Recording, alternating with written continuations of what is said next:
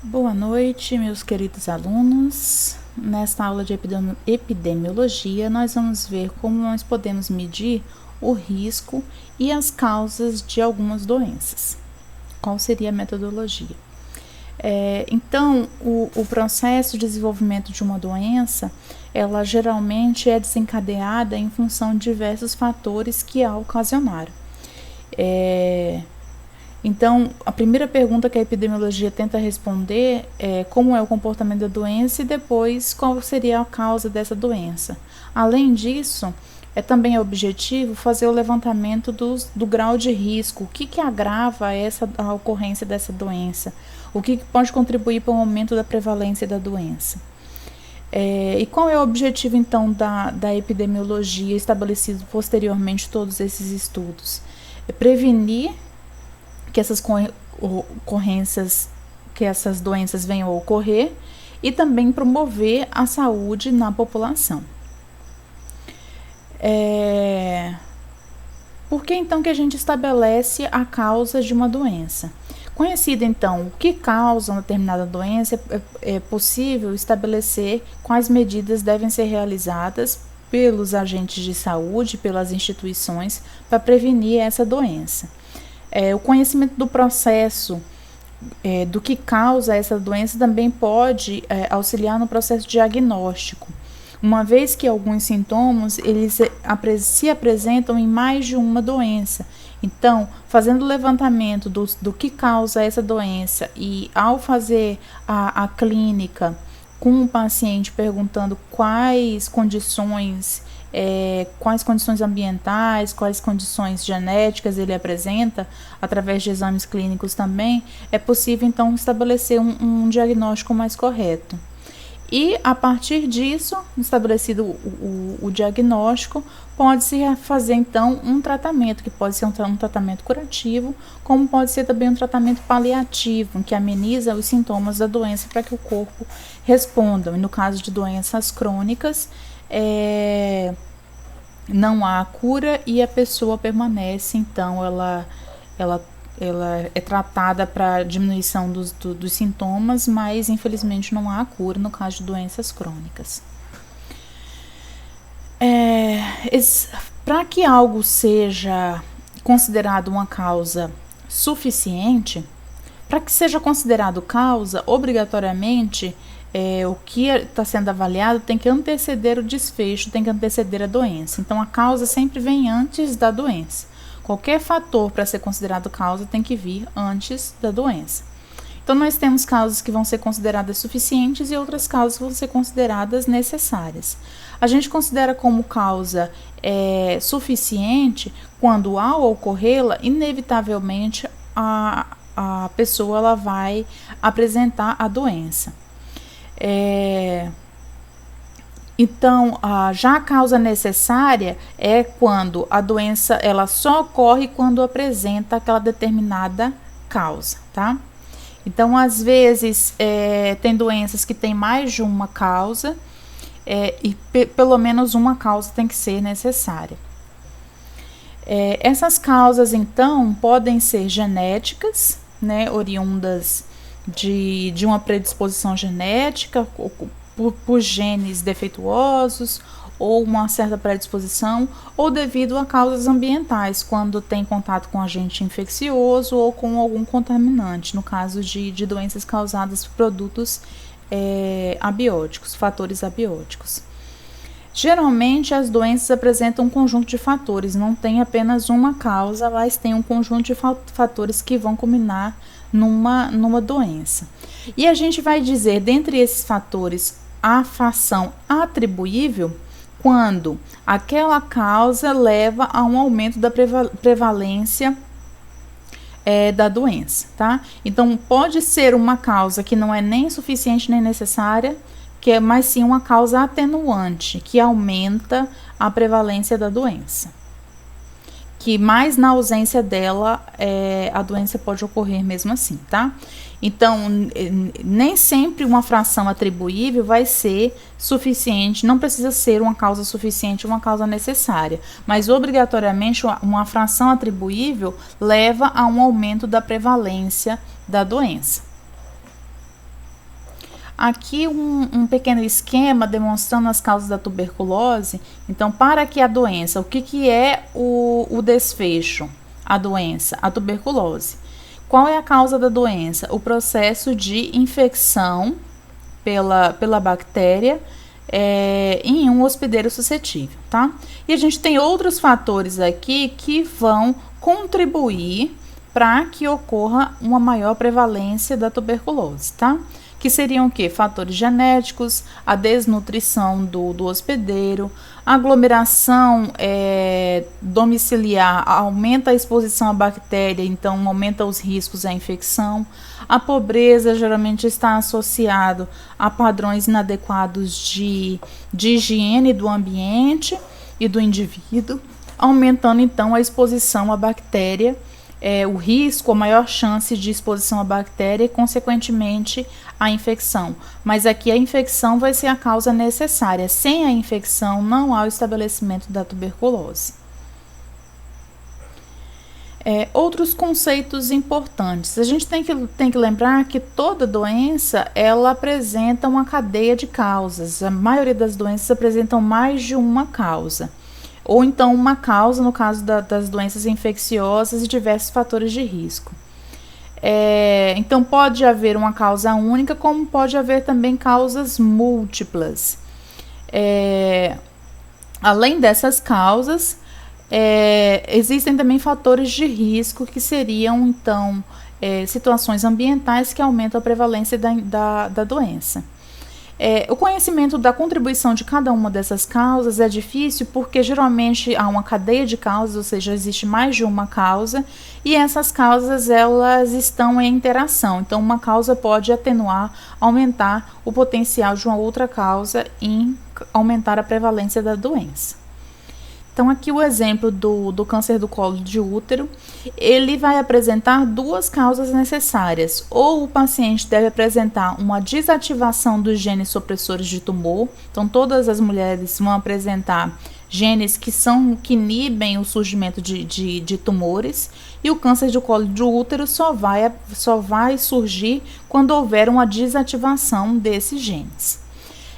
Uma outra causa que também seria necessária ou que seria suficiente é a infecção com o HPV, que produz uma proteína que realiza então a desativação dos genes supressores de tumor. Mas nós temos casos de câncer de colo de útero em que não há infecção do HPV, não há infecção do vírus, é menos comum, mas ocorre. Então o que a gente vê que há uma causa realmente necessária é a desativação do gene supressor do tumor, tá? E uma causa suficiente pode ser a infecção pelo HPV. Existem diversos fatores de risco que vão aumentar, atenuar o surgimento, a prevalência da doença, que seria, por exemplo, o início precoce da atividade sexual, a multiplicidade de parceiros, o tabagismo, o sistema imunológico debilitado de algumas mulheres que já apresentaram infecções com clamídia ou com herpes, a não realização do rastreamento periódico, mulheres que não realizam o exame clínico anualmente, e também mulheres que apresentam o uso de contraceptivos orais um período muito longo, superior a 10 anos. Então, esses fatores aqui são fatores de risco, são fatores atenuantes, ou seja, aumentam a prevalência do câncer de colo de útero, mas as causas, essencialmente, são duas causas que vai causar o câncer do colo de útero, seria a desativação dos genes supressores para o desenvolvimento do tumor e a infecção do HPV, que é uma causa indireta, porque acaba, através da produção de proteínas pelo vírus desativando alguns genes supressores do tumor. Então, as causas, existem diversos fatores de causalidade, tá? O fator mais determinante, digamos assim, mais importante para o estabelecimento da doença seria os fatores precipitantes. Então, em ordem hierárquica, o fator mais importante vai ser o fator precipitante, que é a causa necessária. Então, geralmente, o fator precipitante vai ser a presença do agente infeccioso, tá? Sem ele, não há o desenvolvimento da doença. Os fatores predisponentes seriam fatores que atenuam a predisposição, a prevalência da doença. Então, fatores como idade, o sexo, fatores genéticos vão ser considerados, então, fatores predisponentes.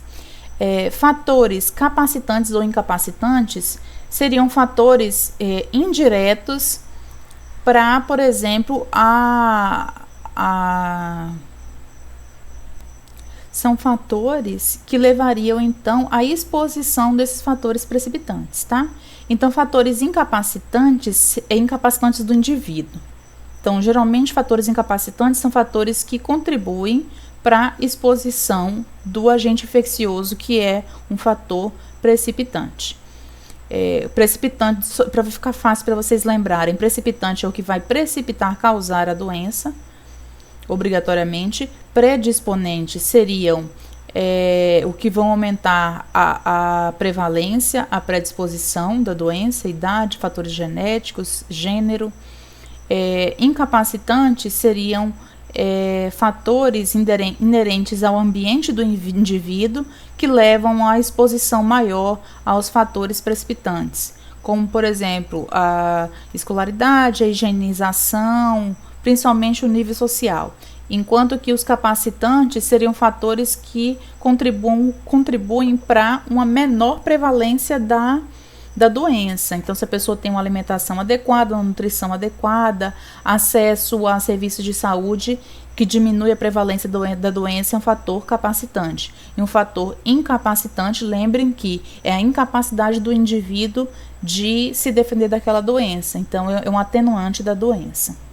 E os fatores reforçadores são fatores que podem, por exemplo, aumentar esses fatores incapacitantes.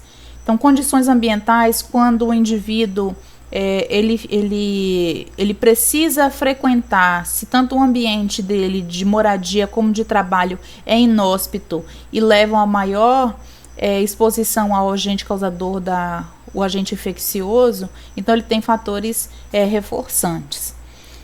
Por exemplo, uma pessoa que mora num local que não tem saneamento básico. Então, esse fator ambiental é um fator incapacitante que aumenta os riscos dele entrar em contato com um fator precipitante, que é o patógeno.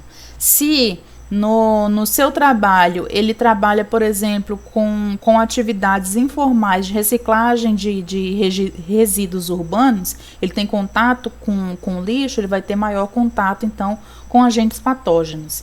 Então, fatores reforçantes seriam fatores, então, que aumentam o fator incapacidade ou o fator predisponentes, ou maior suscetibilidade ou maior exposição ao patógeno, que é um fator precipitante.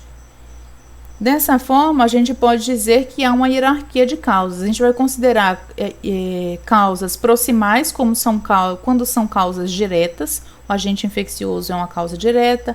A presença do gene que codifica uma determinada doença também vai ser um fator proximal, um fator direto.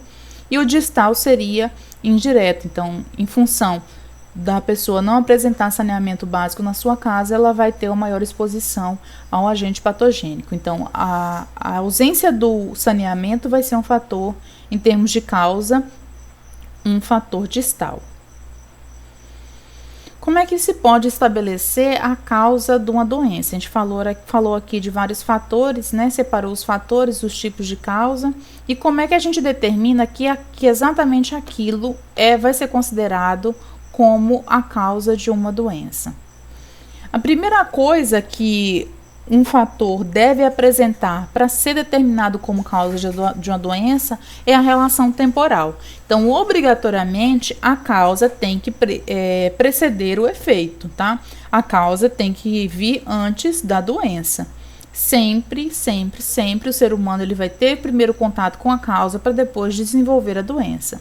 Mas é necessário ter um certo cuidado aqui, porque há algumas doenças que requerem um efeito acumulativo. Então, o paciente ele tem que estar em acesso com a causa em diversas vezes para chegar não num nível que causa a doença, tá?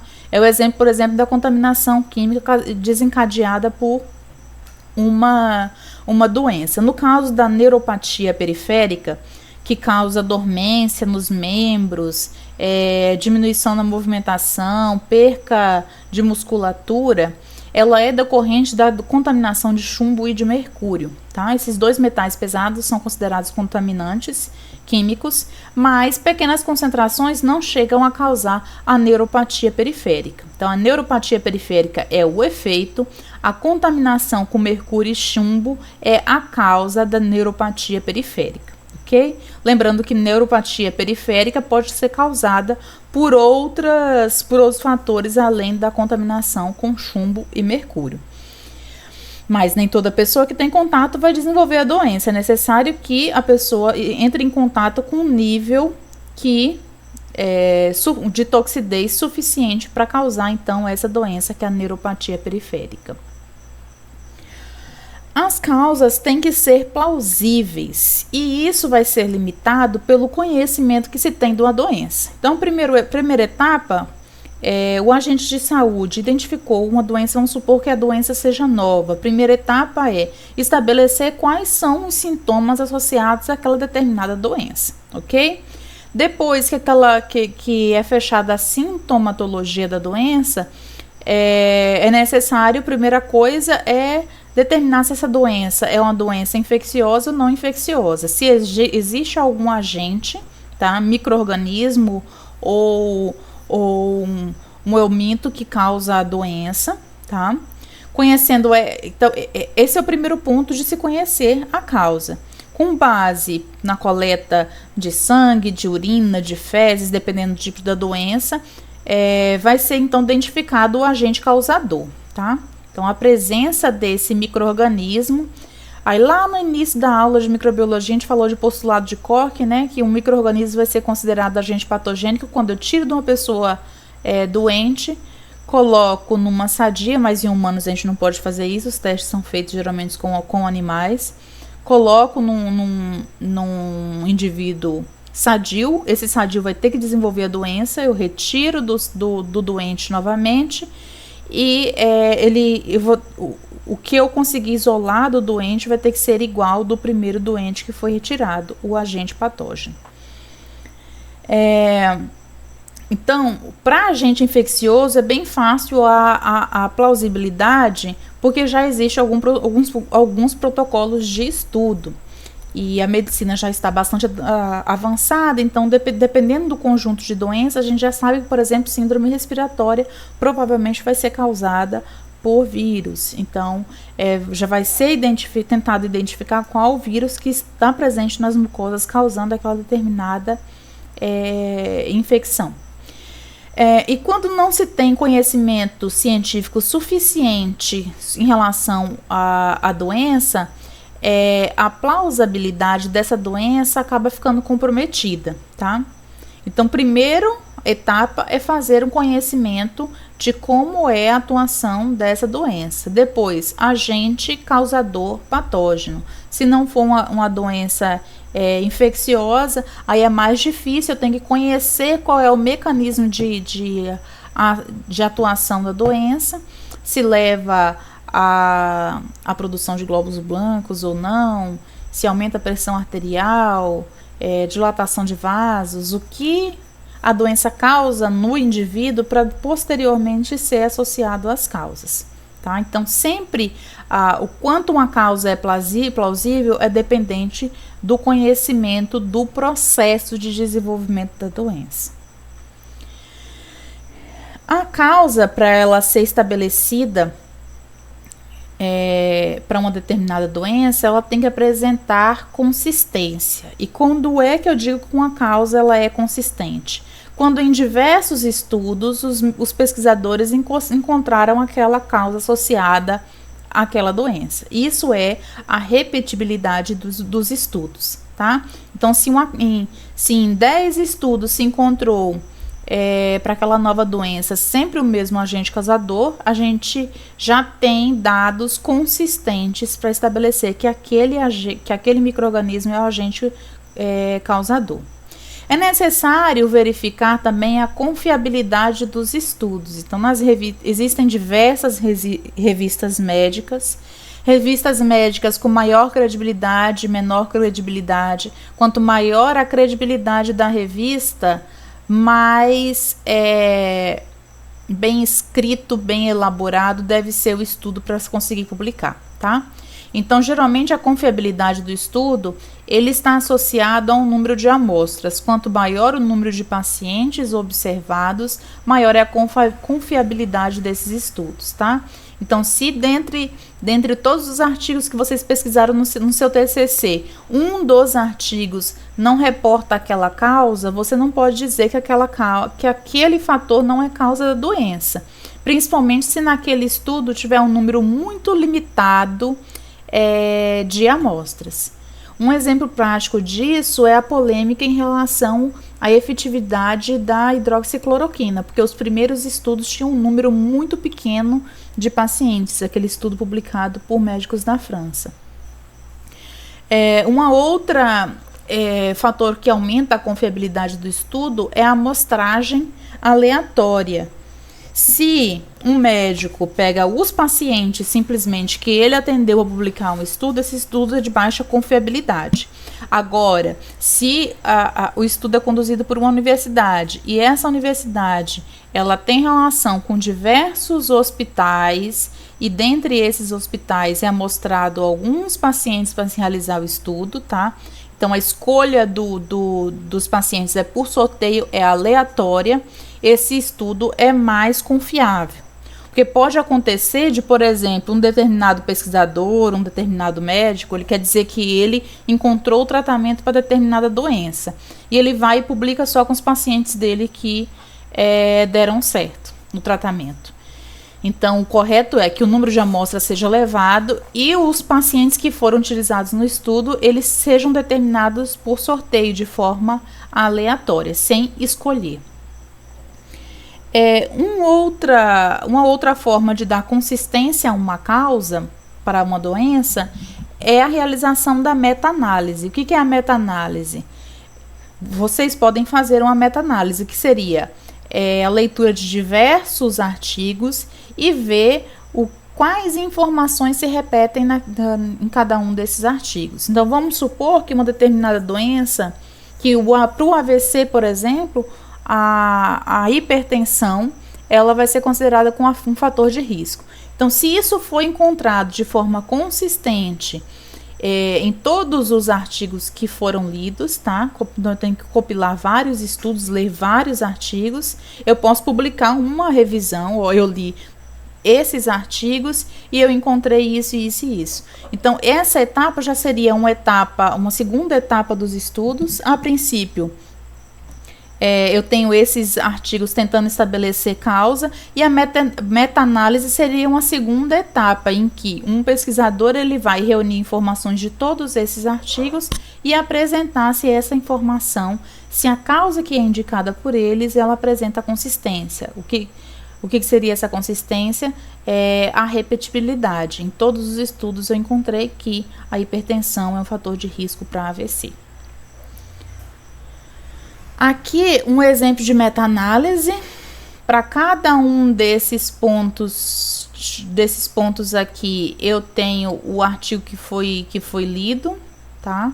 Então, eu tenho Lawrence 2000, depois Built 2001.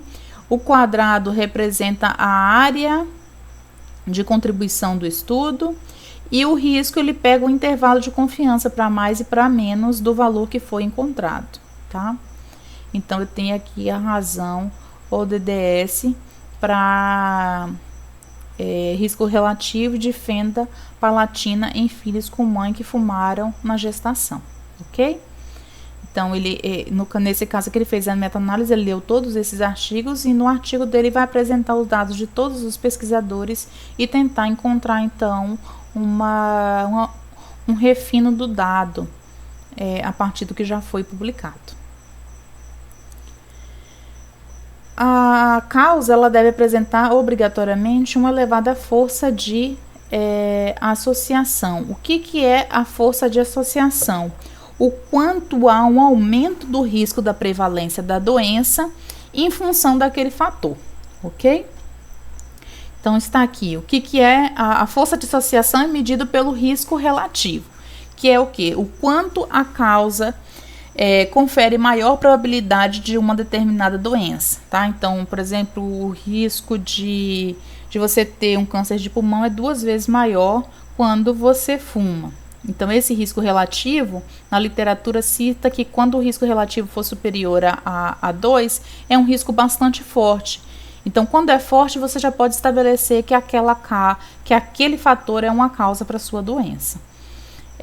Mas, como eu falei anteriormente, às vezes uma doença ela é desencadeada em função de um conjunto de causas e da interação entre elas. Então, não é porque uma determinada causa pesquisada apresenta uma baixa relação relativa que ela não seja de fato uma causa para aquela determinada doença. Pode ser que a contribuição dela para o desencadeamento da doença é menor, mas não pode se descartar quando tiver uma menor força de associação. Mas se tiver uma elevada força de associação, um alto risco relativo, a gente pode inferir que obrigatoriamente aquela causa é efetiva para aquela doença, para desenvolver aquela doença. Tem que haver a causa obrigatoriamente, tem que haver uma relação dose-resposta, tá?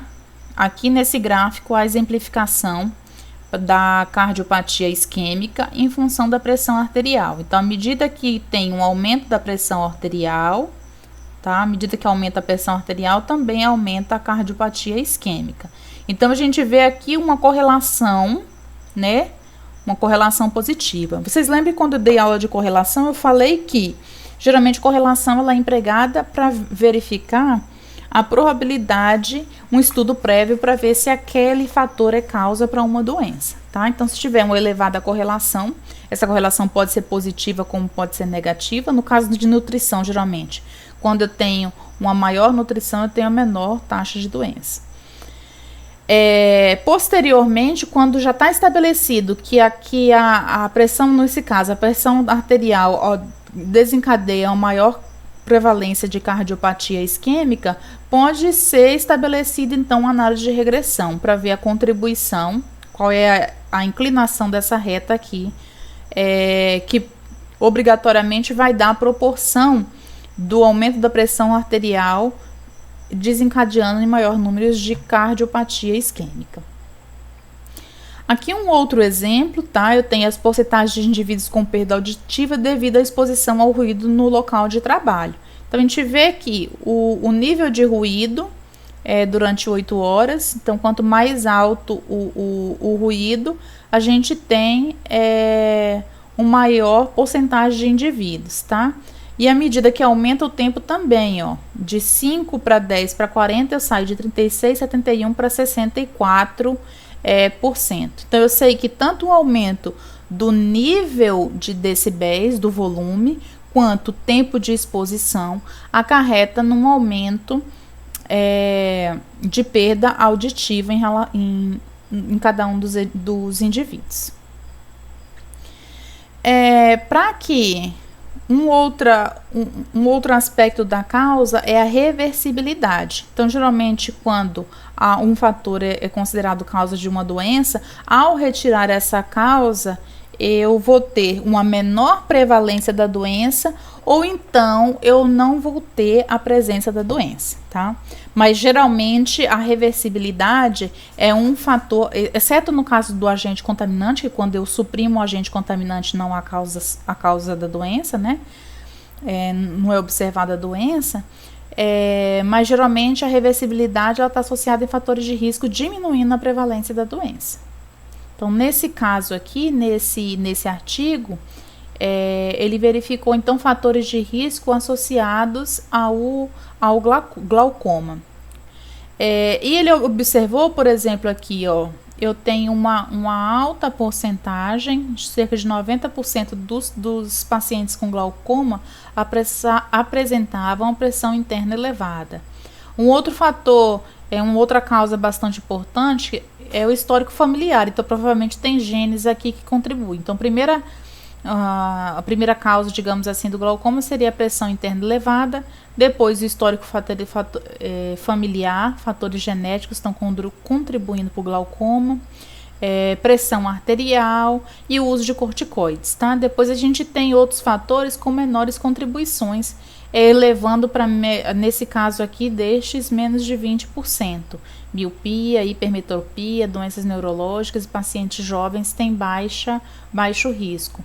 Enquanto que quem tem pressão arterial elevada, uso de corticoides, histórico familiar e pressão interna ocular elevada já apresentam uma maior porcentagem de glaucoma.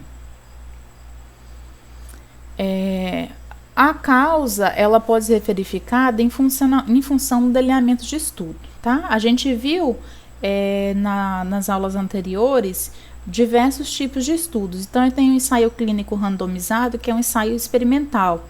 Ele é um ensaio que apresenta uma capacidade muito forte de comprovar a causalidade de uma doença, de um fator para aquela determinada doença, mas no caso de levantamento de causa de doença é mais difícil utilizar um ensaio clínico randomizado, em que eu pego um grupo de pacientes e eu iria expor esses pacientes a um contaminante. Então, o ensaio clínico randomizado, geralmente ele é utilizado para testar tratamento e testar medicamento, tá?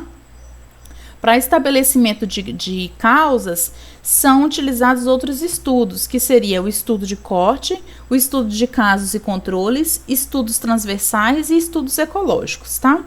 Os estudos mais robustos para poder comprovar a causalidade seriam o estudo de corte e o estudo de casos de controle. Lembrando que o estudo de corte pega pacientes no intervalo de tempo e observa a variação, a evolução da doença e verifica os fatores ambientais associados. Os estudos de caso e controle, eles apresentam pacientes sadios nesse estudo, então são selecionados um conjunto de pessoas e depois é que eu verifico a exposição. Só que vamos pegar o coronavírus como exemplo, por exemplo. Esse tipo de estudo, no estudo de caso de controle, ele dá estudos bastante robustos, porque ele pega desde pessoas sadias, no tempo zero. Então, tá pegando, por exemplo, nesses testes de vacina que foram desenvolvidas no Reino Unido, por exemplo. Diversos funcionários na área de saúde vão receber a vacina e vão ver se vão desenvolver a doença ou não, ok? Então, esse estudo é um estudo mais lento, mas ele é mais robusto porque ele pega pessoas desde o tempo zero. Enquanto que os estudos de corte, ele pega já um intervalo de tempo e que tem outros fatores associados. Os estudos ecológicos, eles são importantes para estudos iniciais, mas que são aqueles estudos de correlação. Eu vejo a incidência da doença, tento fazer o diagnóstico de algum fator que está incidindo na maioria dos casos.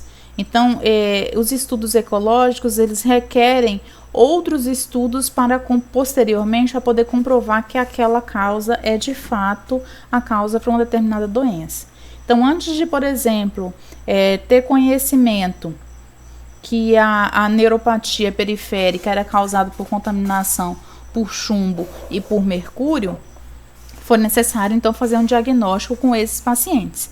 Então, num primeiro momento foi feito um estudo ecológico, mas posteriormente, provavelmente, foi feito algum estudo de corte para verificação se realmente essa era a causa da doença, ok? Então, como considerações finais, a gente tem que sair aqui desta aula entendendo que o estudo epidemiológico ele é bastante importante para o estabelecimento da causa da doença, tá? Então, os estudos ecológicos sempre são os estudos pioneiros para o conhecimento da doença, da etiologia da doença e também dos fatores de risco que vem causar a doença. Estudos biológicos e ambientais, eles dão maior respaldo aos estudos epidemiológicos. Então, eu verifiquei, por exemplo, que tem uma maior doença associada a um determinado contaminante, tá? Deixa eu pegar aqui, a contaminação de água com nitrato, por exemplo, está associado a uma maior propensão dos indivíduos ao câncer. Então, no início foi verificado que existia essa contaminação de nitrato que tinha uma elevada correlação. Mas o que vai dar maior respaldo, vai consolidar que o nitrato está associado a casos de câncer, tá? Isso é em níveis tóxicos, tá, gente? O nitrato, ele não causa contaminação, não. Ele vai estar presente em vegetais, somente quando ele está em elevada concentração é que vai ser um fator de risco para a causa de câncer.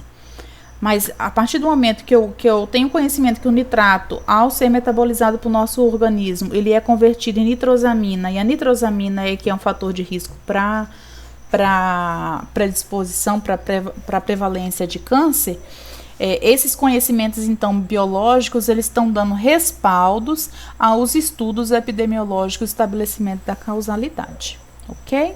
Então, nessa aula de hoje, eu gostaria que vocês entendessem que qualquer doença, ela passou por essas etapas de estudo para estabelecer quais eram as suas causas, e ela deve apresentar todas essas características que eu passei para vocês: reversibilidade, forte, tem que ser investigada por algum estudo científico, obrigatoriamente, tem que apresentar reversibilidade, que quando eu retiro esse fator, eu tenho a menor prevalência da doença.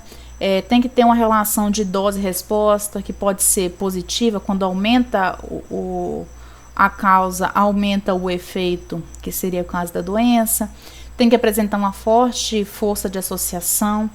O que é a força de associação? Maior probabilidade de ocorrência da doença.